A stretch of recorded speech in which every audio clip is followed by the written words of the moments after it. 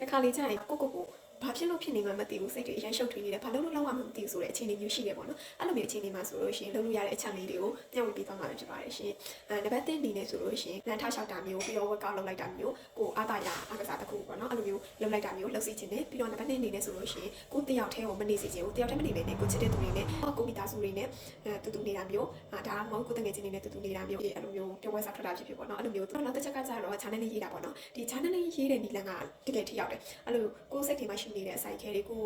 ဖြစ်နေတဲ့ပိတ်မိနေတဲ့အရာတွေအားလုံးကိုစာရွက်ထဲမှာချရေးလိုက်တဲ့ခါကျရင်ရှင်ထဲမှာပေါ့သွားတယ်ပေါ့နော်ပေါ့ပြီးတော့နေလို့ကောင်းသွားတယ်အဲ့ဒါကြောင့်မို့ဒီအချက်လေးတွေကိုစမ်းကြည့်စေချင်တယ်ပေါ့နော်အများကြီးတော့မဟုတ်ဘူးပြီးတော့ဒီအချက်လေးတွေကလောက်ရတာလည်းလွယ်ကူတယ်ပေါ့နော်အဲ့ဒါကြောင့်မို့ဒီချက်လေးတွေကိုစမ်းကြည့်ကြည့်ပါကိုတယောက်တည်းဆိုတဲ့ခံစားချက်ဖြစ်လာတဲ့အခါတယောက်တည်းအထီးကျန်နေဆိုတဲ့ခံစားချက်ဝင်လာတဲ့အခါပြီးတော့စိတ်ထဲမှာလုံးဝ